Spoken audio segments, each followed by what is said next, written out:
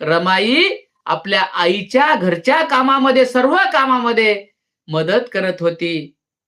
मग वडील म्हणतात, मग एवढं तिला दिवसभर ती काम करत असते, मग तिला विसावा भेटत नाही, तर तू तिला एवढे काम का लावतेस? तेव्हा ती म्हणते, ती ऐकतच नाही. म्हणजे रमा बालपणापासूनच कष्टाळू होती.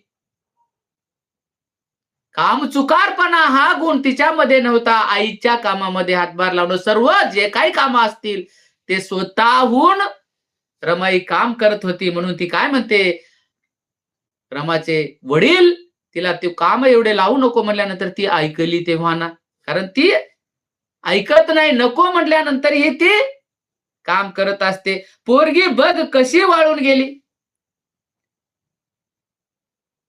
म्हणजे दिवसभर ते विश्रांती घेत नसल्यामुळे सतत आई घरकाम